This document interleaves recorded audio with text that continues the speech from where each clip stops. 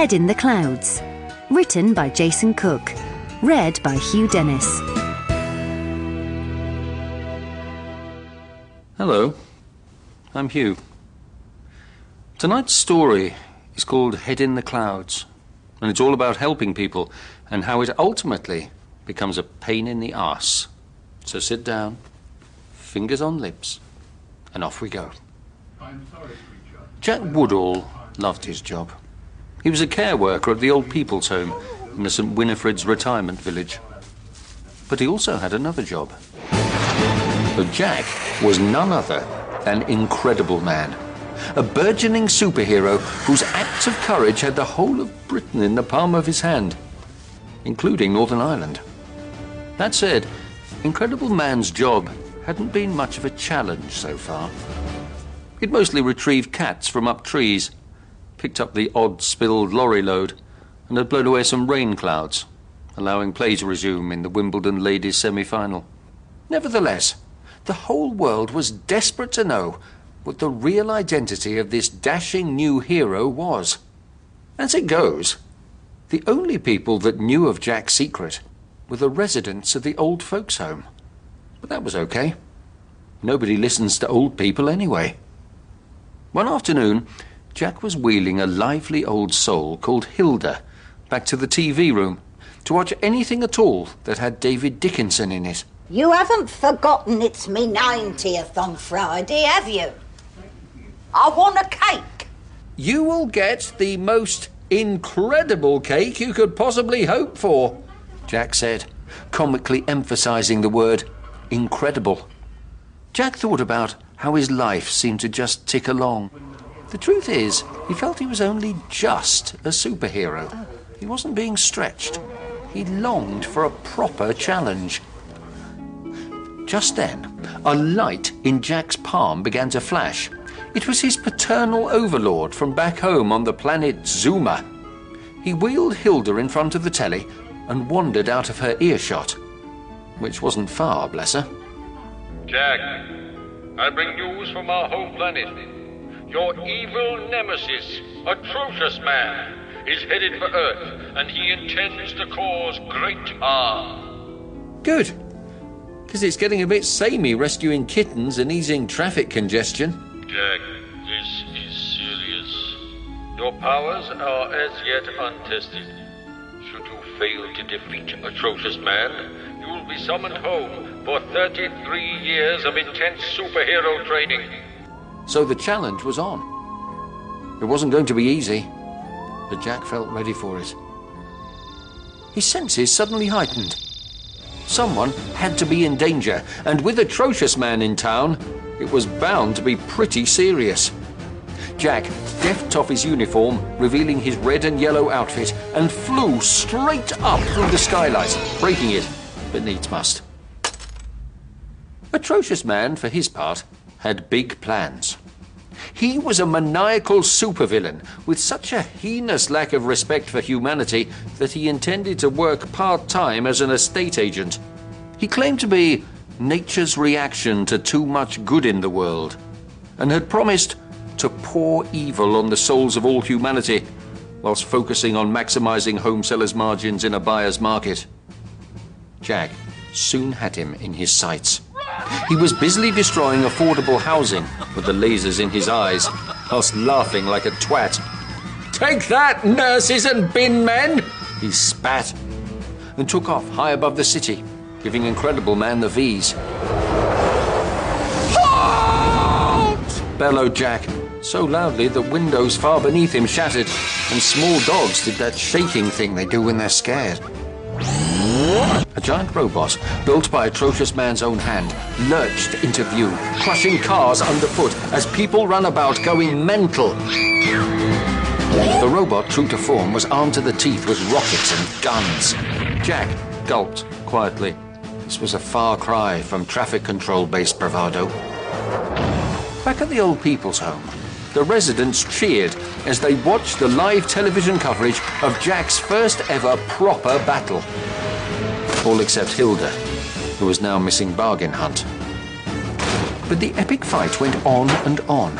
and after an hour or so, some of the old dears were becoming fidgety, as it was only half an hour until bingo. Over in London, Incredible Man had destroyed the robot's mainframe computer. The citizens watched as it fell awkwardly to the ground. He glanced over at Big Ben. "Shit! The bingo! Look, citizens, I'll come and tidy this up later," he shouted. And off he flew to a mixture of cheering and tutting.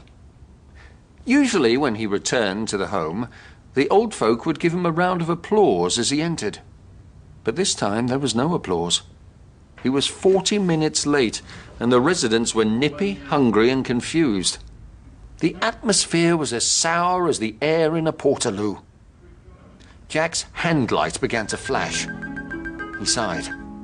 Jack, that was all a bit half-arsed, wasn't it? Boomed the paternal overlord. "Half-arsed? I've just killed a robot the size of a skyscraper." Yes, and left it face down in the middle of Hyde Park. You must improve your time management, Jack. Atrocious Man is stretching your powers and capacity for geriatric kindness to their limits. "I can handle it, paternal overlord. It'll be fine." It had better be.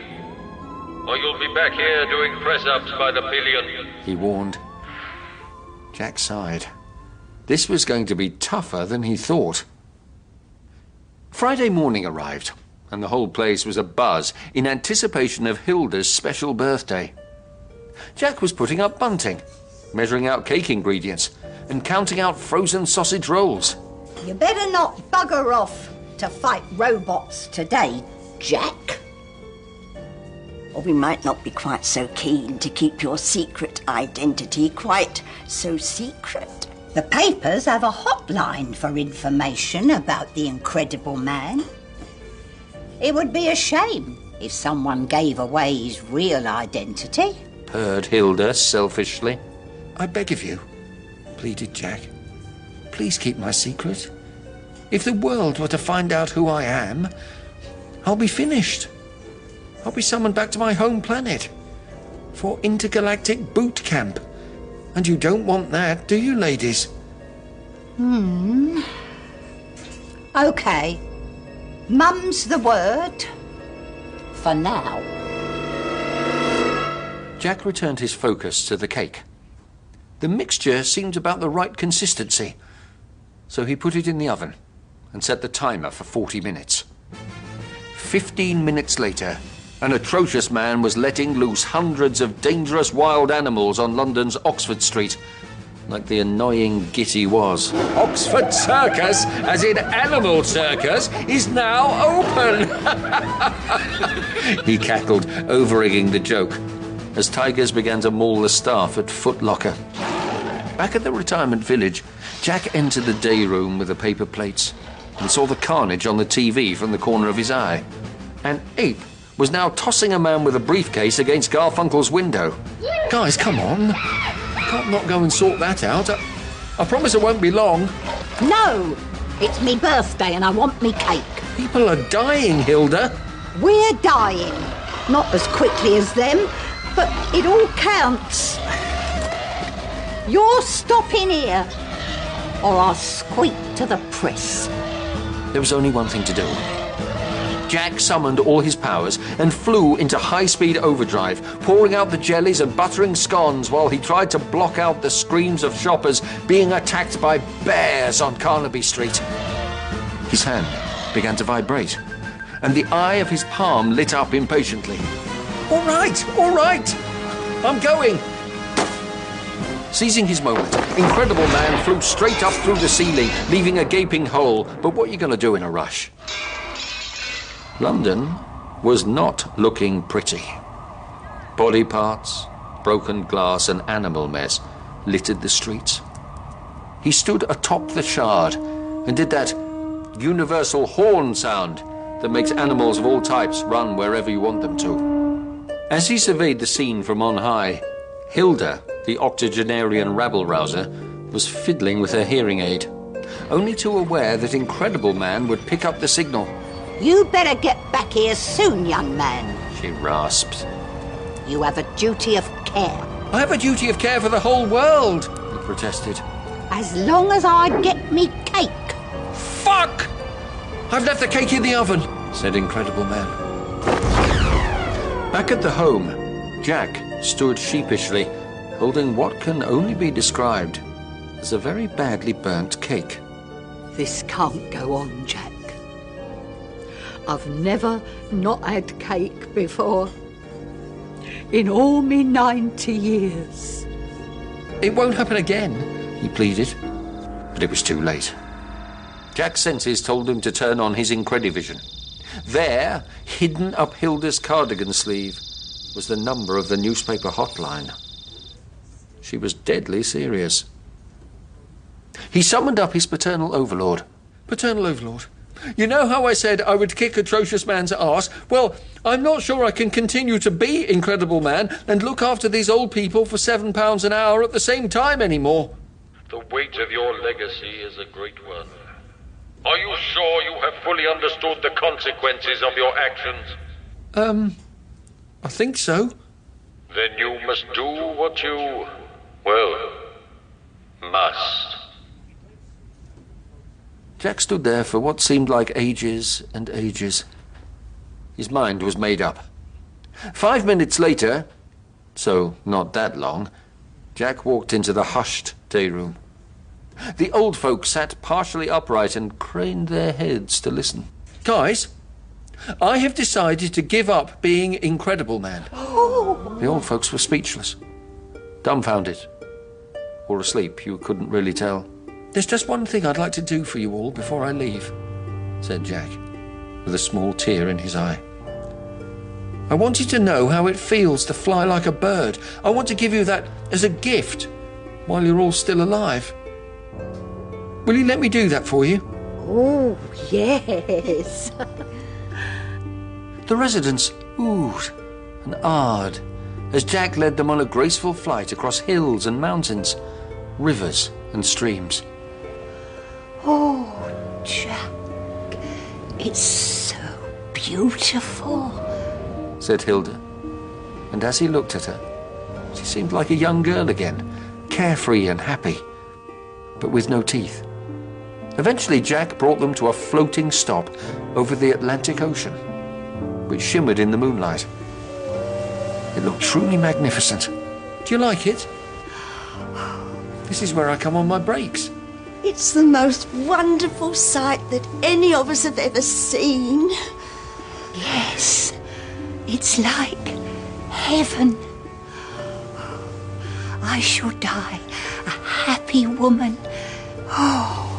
Good, said Jack. And he let go of them and watched them fall into the sea like a bundle of lavender-scented raindrops. He winced a little as the last support stocking sank beneath the waves. But he also felt justified.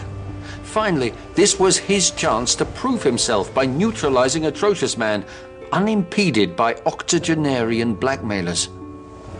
I'm pretty sure this is what my parental overlord meant I was supposed to do, he thought. Oh well, too late now. I suppose they're all dead. Emotions were a complex thing back on planet Zuma. Just then, he got his special feeling. A disaster was happening somewhere, and it needed him. And so, arching his eyebrow at nothing and no one, he flew like a bullet into the night sky. Well, that was a nice twist, wasn't it? I suppose the lesson we learned from this story is that, well, sometimes when you try and take on too much, you have no choice but to throw a bunch of old people into the sea. Goodbye.